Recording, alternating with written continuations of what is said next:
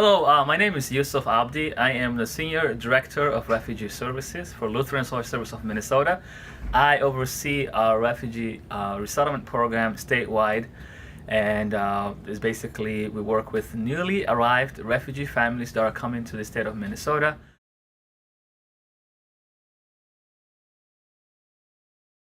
We basically work with refugee families as they arrive to the United States, and particularly as they come to Minnesota. There are a number of things that we provide for these families. First of all, the process for refugee families starts overseas. There is a lot of things that happen for some of the families to be able to come to the United States. But one thing we know is that refugees that are coming to Minnesota are coming straight from refugee camps from around the world. We have large groups that are coming from Burma, who have been spending refugee camps in Thailand for many years. We have a number of families coming from East Africa who are from Somalia and have been in refugee camps across different parts in East Africa. And the process overseas takes a very, very long time, and we know that refugees go through extensive interviews, security checks, medical screening, and that's about 3 to 5 year process for just to do the interviews. And we also know on average that refugees are spending about 20 years in refugee camps before they can come to the United States. So once everything is finalized and said and done, refugees are able then to receive final clearance to arrive. And we usually, our local office will usually receive a notice 2 to 3 weeks, sometimes even less, sometimes 1 week, to prepare for that family's arrival. And there's a number of things that we need to do before family gets here. First one, which is a very challenging one, is to secure housing for these families before they arrive. So, and there's a lot of work that goes into that. And then we are then supposed to be meeting with the family at the airport. We have a multilingual case managers who are able to meet the family at the airport, who are able to speak the family, the language of their family, and provide that initial greeting. We have worked with a number of volunteers, a number of other ways that congregations, other individuals can get involved if they want to work with LSS refugee program. We also provide, when we get the family into their housing, we need to get the kids enrolled in school. We need to work with adults to apply multiple jobs, because for us, early employment is a priority. Refugees, when they arrive, they receive very limited funding. And so employment is a high priority for us. We have been building over many years, a relationship with employers who will hire refugee clients that we work with. My name is Leah Baker. I'm the Refugee Resettlement Program Manager here at Lutheran Social Service. So my job is to oversee the caseworkers that work with new families when they first arrive in Minnesota and at MSP Airport, as Yusef just told you about. Refugees coming to Minnesota, it's about 98-99% family reunification. So almost all refugees coming here have family already here waiting for them to join them. That's a nice luxury we have. Families are instantly connected to the community. They're shown where to go for groceries, where to go to worship, where to go to school, all these things because of such a strong family reunification program. One thing that your church was involved with was the Refugee Outfitter program, and that's the program that helps refugees with their first initial supplies, the things they need right away when they come to furnish their apartment. So things like hygiene supplies and cleaning supplies and school supplies, so many things. That's just a huge help that helps the family save money to put more of their funds towards their rent until they get that first job. Okay, so the family that we've already supported, what's life like for them right now? So yeah, the family that you're supported, they're connected with their family, right? They joined family that was already here, so they're living together, living nearby that family. The kids are enrolled in school, they're attending school. One daughter for the very first time, she's attending any sort of schooling, so she just loves it. They're adjusting to the cold weather. Many of our families think that 50 degrees is freezing, 60 degrees is freezing, so they're adjusting to that. The parents have been matched with an employment counselor and ESL classes to start that process of looking for a job. Most families have a job by 90 or 120 days since arrival, so 3 or 4 months since arrival. And then they're just adjusting, they're getting new routines. What time do they go to appointments? When do they go to their medical health screen? Just getting used to a new way of living, new climate, new geography, and then just enjoying to be reunited with their family. Yusef, you have personal experience with this. Can you tell us about your story? Yeah, sure. So when my family arrived in Minnesota, this was about 18 years ago. We went through the refugee process. We were living in a refugee camp in Kenya. And when you go through the refugee process and your family has been interviewed, there's one question that's very important. And this is actually what the immigration officer asked, do you know anybody in the United States? If you say yes, and you know someone named John who lives in Forest Lake, then your final destination is where John lives in Forest Lake. However, if you say no, I have no one in the United States, you are considered a free case. That means you have no connection to the United States.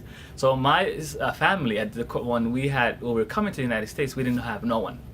So we didn't know where in the world we were going. So when we took the journey from Kenya, we flew from Nairobi and we landed in Amsterdam. Again, long flight. Zero English, we were not able to communicate. The food in the plane was something that was very strange. And then we flew from Amsterdam to New York City. When we came to New York City, we stayed there one night because the flight wasn't until next day, and we went to this nice hotel. At that moment, we thought, oh, well, we're home because we had no idea where we were going. And it wasn't until next morning they came knocking the door and they were told us, oh, we got to catch another flight. So when we flew from New York City, we landed in Denver, Colorado. When we came to Denver, Colorado, they said, nope, there's another flight you need to catch. At that time, we were so exhausted. Okay, let's just move on. So when we flew from Denver, Colorado, we came to a place called Fargo, North Dakota. I'm sure a lot of you know where in the world that is. When we landed in Fargo, there was an LSS person was there because that's one of the requirements to meet the family at the airport. Bless her heart, the program manager was there that day and she welcomed us, and then she said, oh, by the way, this is not your final destination, we need to drive an hour and a half so to get to where we're going. And I was like, oh my god. So we drove in the middle of nowhere, open field to Fargo, and we landed in a place called Pelican Rapids, Minnesota. It's a small Minnesota town up northwest, close to New York Mills and Fergus Falls and Perham. And that time, that was 17 to 18 years ago, that was home for me. And when we came, school was already on. So one of the things is we take the kids to school. I remember the person from LSS was there at our house next day, take us to school. And my journey, I'm very grateful that I started my journey in Pelican Rapids because as I was enrolled as a 6th grader, zero English, and a number of things happened. And my first day, I never forgot some of the things that took place. It was a very exciting time. But all I know is that refugees have been in refugee camps and have actually survived that, and we are very fortunate to come to the United States. Less than 1% of the world refugees are the ones that are coming to the United States. That is very small number compared to right now. There's about over 23 million refugees that are around refugee camps, and less than 1/2 of the population able to leave the refugee camps. So for us, we were just lucky to leave the camp. We had no idea where we're going, but I'm grateful that we came to Pelican Rapids because that's the best community, most friendly community, and I'm very grateful that I started my life there. I remember the congregation there. The first days we came bringing some sweaters and some things for us, and because we were not dressed for the weather, to say the least. Anyhow, refugees work hard. They're going to work. One of the, as I mentioned earlier, employment is very important. So my family, they were able to get there's this big turkey processing plant. They were able to work in meat processing plant, and be able to support out of the family and pay the rent. So I'm very grateful. I've seen a lot of that, and I think refugees are now. Things have changed if you know somebody, because let's say you know someone who lives somewhere, that's where you're going. But if you have no connection, your final destination is unknown, and that's why it's different nowadays, because these communities have now been established in Minnesota. Well, clearly you have some personal experience with LSS. So why did you start working here, and how long have you been working here? Great question. So my journey with LSS started when I was in 8th grade. When I came to the United States and my family was resettled by LSS in small Minnesota town, Pelican Rapids, we were the first Somali group that came into this community.